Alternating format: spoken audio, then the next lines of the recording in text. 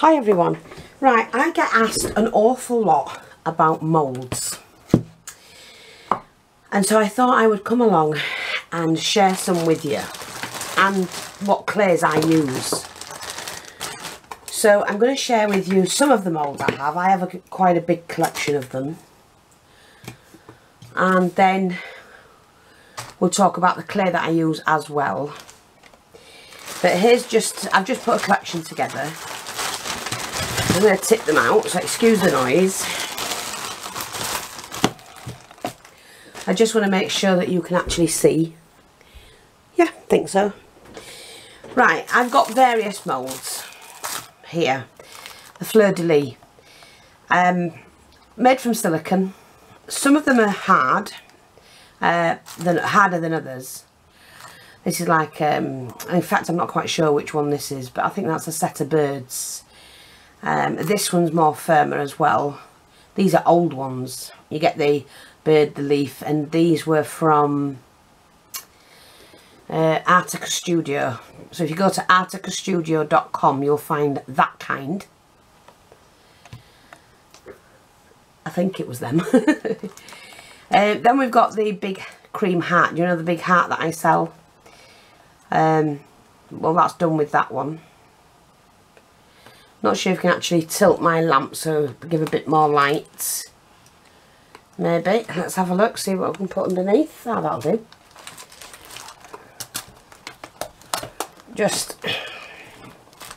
need to do that. Just to give a bit more light, that's all. Not much. Then we've got these. Half plant pots. That's what I call them. The owl. It's like a moon face. I mean, mine actually need cleaning, and I need to get them into some form of a, you know, lead and bagged somehow. I might use like a case to put them in, you know, like a CD case, because that would be a lot easier to do that. Just take a picture of them, put it in the CD cover, because I think they would fit. But these are you know, fondant moulds.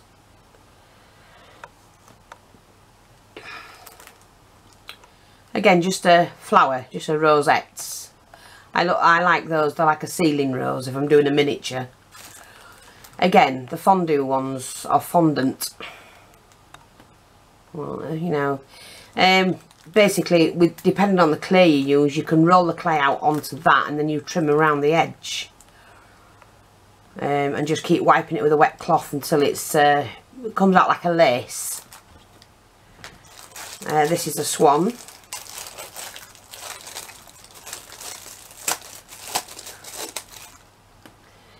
You see, and you can see the intricate detail on the feathers. These are the doily ones. Again, it's like for icing, but you can use them with clays, even if it's just to put the pattern in. And they're really pretty, some of them. There's another one.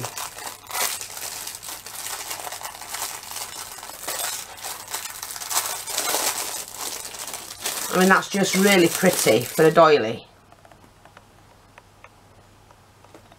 And then you can just cut around it and you've got that pattern. Again, here's another one.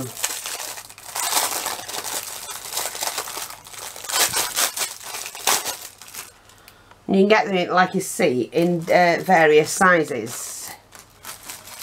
So small, medium and large. Just look on eBay for these and look under the fondant or icing moulds, because that's what they are. And a lot of crafters use them now. Again, you know, butterflies. I've got that one in, oh, where is it? Large and small. So those are the type you can use for things, you know, like steampunk and things like that. Mixed media. The sun. Corners and above pictures. These softer ones are all supposed to be for icing. But you can make some really nice ones. Right, that's a lace pattern. And they do get used, as you can see. And then you've got these, which are the imprints. So you can put that in and then cut your pattern out. Like I could cut the heart out.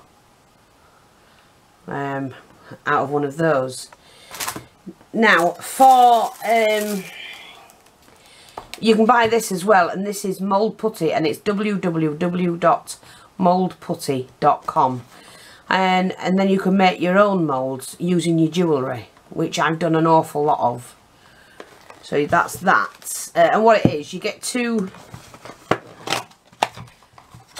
lots. And you mix the two together. Equal portions. Oops, I don't want that to dry up actually. You do it in equal portions, and then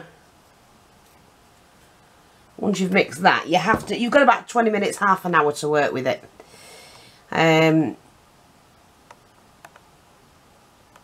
Yeah. It's Amazing Putty, it's called. When you rub the two together. Mould them in, you know, knead them in really well together.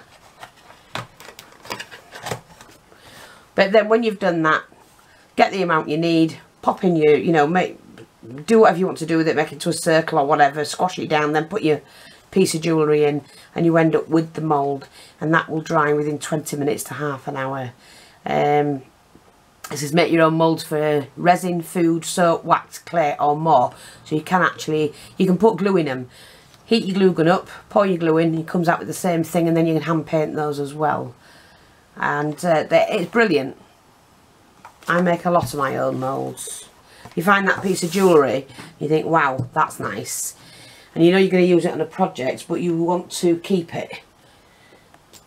Then you can make your own. Now, sculpt dry. This is air dry clay. I would much rather use a lot of air dry clay.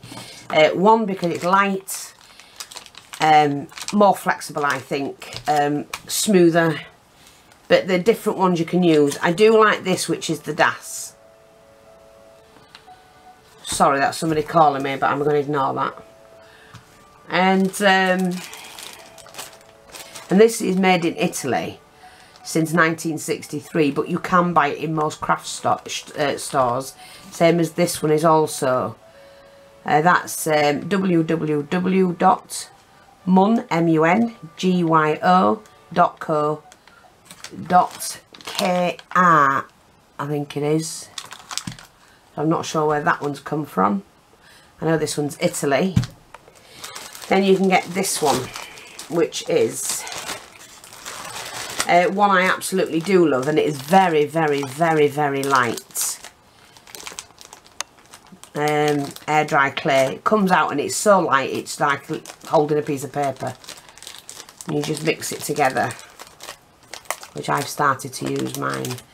And I keep that. Once it's open, just put it in a plastic bag and you will be fine. And that lasts for quite a while. So that's that one.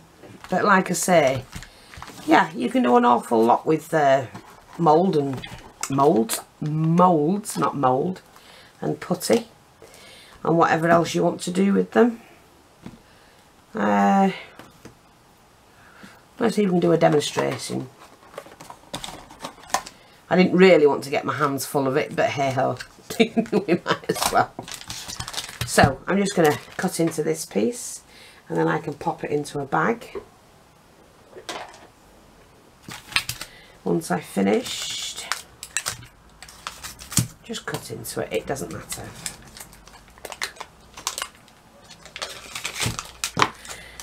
Now at the moment I don't have my tools with me, I'm just doing this. I wasn't going to show you, but I might as well. So what you do need to do when you're doing mould, using putties and things like that in clays, you do have to knead it to soften it up. So you knead it as best you can, and till it's gone nice and soft. It doesn't really take long, but if you've got fingers like me that hurt, it's actually, yeah, your hands will hurt, but it's, I think it is good because it keeps them moving and supple. They hurt like crazy afterwards, but hey ho. So all you do, take hold of your mould, make sure that's clean, and then we just press that into it, and it's as simple as that. Just keep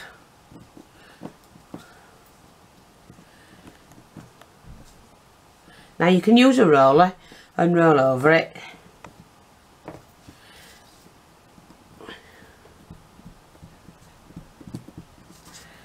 I generally pick mine up and squeeze it about just so I get everything I need, and then when it's done you simply pull it out and it comes out beautiful, or beautifully, and then what you can do is you just trim around the edges and lay that flat.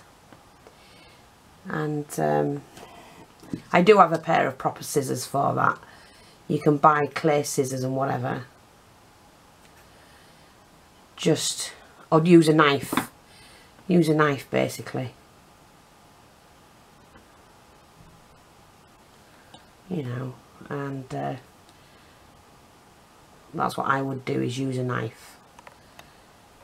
But you can take the majority of it away and then just use a little Stanley knife, little craft knife or something like that for the more detailed. But if you roll it out thin enough, that should just pull off, and then it's less work for you to do when you're cutting it out. And you end up with, I'm not sure what it was. I don't think it was a dragonfly. Or was it? It might have been a dragonfly actually. You know, and then maybe with what you've got left, you can use that on something else.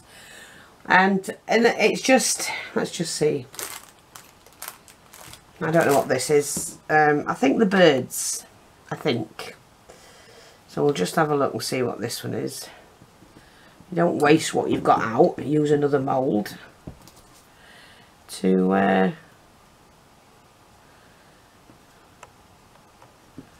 press it in nice and tight. To try and make sure you get it into all the nooks and crannies. And I just hold mine, push with my finger in the middle until it starts to come out like that. And there you go, it is a bird. I don't think it is actually. Do you know? Oh no, it's a ghost. That's a ghost's face with the body and the arms stretched out. So that will be dried off and used for Halloween. That must be what, oh it is, look, I can see now. It looked like a bird initially, but hey ho.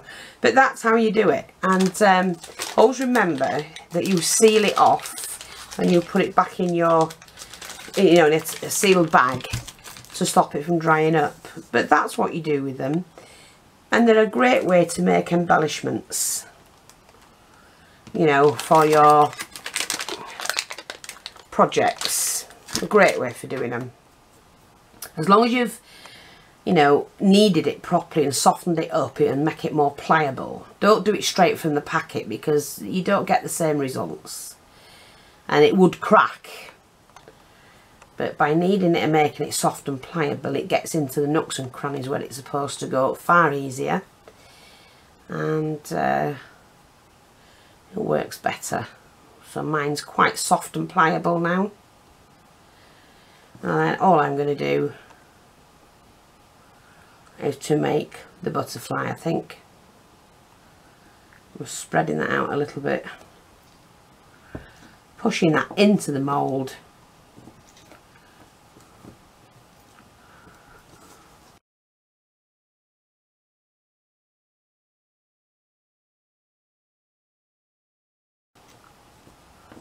Like that.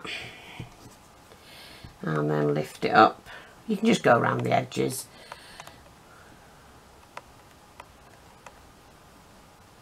And you can flatten these as much as you want so that they lay flatter. And roll it over with a, you know, something smooth, rolling pin, whatever, jar. And again, push and it'll start to open and lift out. And then just peel that off. and then use your knife, your craft knife. And you do, with me, they amaze me because they've got quite a lot of detail.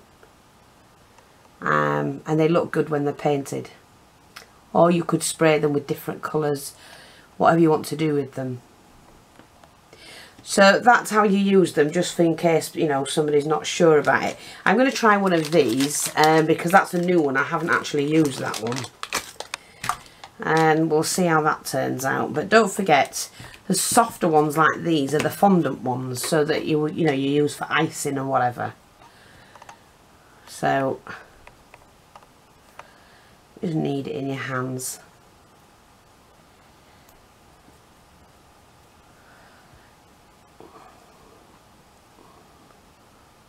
And it's the kneading of this that makes it softer and more pliable. Like I say, if you do it straight from the packet, you don't have that, and it cracks more. And then just leave these to dry. This is air dry clay. For anybody who wants to work, I'm just going to spread mine out a little bit. I think we'll do this one. It'll either work or it won't it? That's as simple as that. So what I'm going to do is to press that in. Now, with it being a fondant one, you have to make sure you've got it right.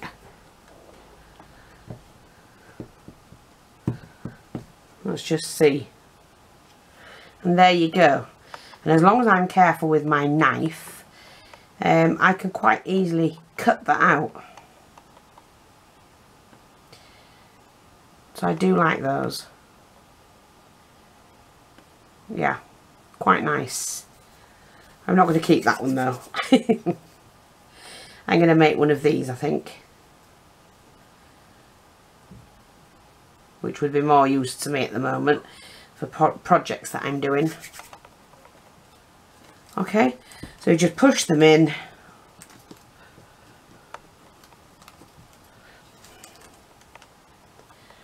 Press them down.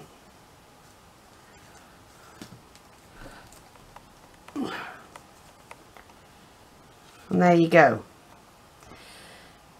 Quite easy to do.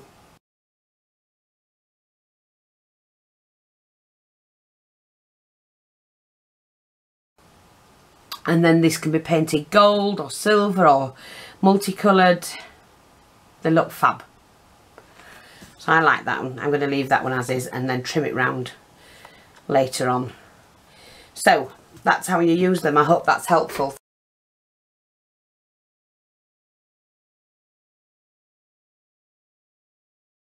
Thanks for watching. Take care, and I'll speak to you all soon. Bye bye for now.